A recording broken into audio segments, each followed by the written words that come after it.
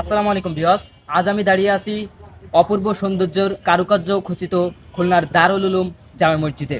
আমার পিছনে যে মিনারটি দেখতে পাচ্ছেন এটি খুলনা বিভাগের সবথেকে বড় মিনার আর এটির উচ্চতা 226 ফুট। খুলনা শহরে এই একটা মসজিদে জাস্ট একটা চিড়িয়াখানা আছে, যেখানে আপনি উট, হাতি, হরিণ সহ নানা প্রজাতির পশু পাখিও দেখতে পাবেন। আর এই মসজিদের ভিতরে বেশ কিছু পশু পাখির চামড়ার উপরে খোদাই করে লেখা আছে বিভিন্ন ধরনের কোরআন ও হাদিসের বাণী। সো আজকের এই ভিডিওতে আপনাদেরকে মসজিদটা এক্সপ্লোর করে দেখাবো।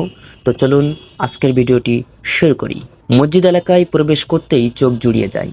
কৃত্রিম কারুকার্য এবং প্রাকৃতিক সৌন্দর্যের একাত্মতা ঘটায় অপরূপ এক মোহনীয় পরিবেশ বিরাজ করছে এই মসজিদে। এই মসজিদে সহজেই দেখা মিলবে অর্কিড, বনসাই, সাইকার্স, পাইনাস সহ নানা ধরনের শোভা বর্ধনকারী উদ্ভিদের। মসজিদটির চারপাশে দেয়ালে শোভা পাচ্ছে হরিণের চামড়ার ওয়ালমেট, যেখানে খোদাই করে লেখা আছে কোরআন ও হাদিসের বাণী। মেম্বারে থাকা ইমাম সাহেবের জায়নামাজের নিচেই আছে সুবৃহৎ রয়্যাল বেঙ্গল টাইগারের চামড়া। এছাড়া যারা দাঁড়িয়ে নামাজ পড়তে পারে না তাদের জন্য খেজুর এবং তাল গাছের তৈরি চেয়ার রয়েছে। এছাড়াও রয়েছে অজুখানা, গোসলখানা। এ মসজিদটিতে রয়েছে সুবিশাল মিনার, যার উচ্চতা 226 ফুট।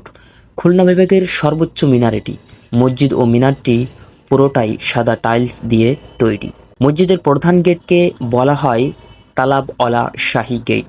মসজিদ সংলগ্ন রয়েছে বিশাল মাদ্রাসা, যার নাম জামিয়া ইসলামিয়া আরাবিয়া দারুল উলুম মাদ্রাসা।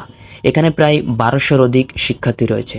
খুলনা মহানগরীর মুসলমান পাড়ায় 1967 সালে প্রতিষ্ঠিত এই মাদ্রাসাটি জামিয়া ইসলামিয়া আরাবিয়া দারুল উলুম খুলনা নামে প্রসিদ্ধ।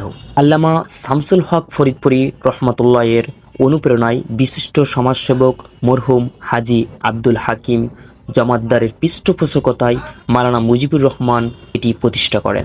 সৌন্দর্য মণ্ডিত এই মাদ্রাসার মিনার ছাড়াও মসজিদটিতে রয়েছে 4টি গম্বুজ, যেখান থেকে প্রতিদিন 5 বার আজানের ধ্বনি ছড়িয়ে পড়ে। মসজিদটিতে রমজান মাসে তারাবির নামাজ অনুষ্ঠিত হয়। সাধারণত নিয়মে 27 রমজান সেখানে কোরআন খতম করা হয়। প্রাচীন এই মসজিদটিতে একসঙ্গে 2000 মুসল্লি নামাজ আদায় করতে পারেন। মসজিদের পাশেই রয়েছে চিড়িয়াখানা। চিড়িয়াখানাতে গেলেই আপনি দেখতে পারবেন হাতি, উট এবং হরিণ সহ বিভিন্ন ধরনের পশু পাখি। আপনি যদি এই মসজিদ এবং মাদ্রাসাটিতে ঘুরতে আসতে চান তাহলে আপনি খুলনা শহর থেকে যে কোনো রিক্সাওয়ালাকে যদি বলেন যে দারুল উলুম মাদ্রাসা যাব, তাহলে আপনাকে নিয়ে আসবে। তো ভিউয়ার্স, আজকের এই পর্যন্ত। দেখা হবে নতুন কোনো একটি ভিডিও।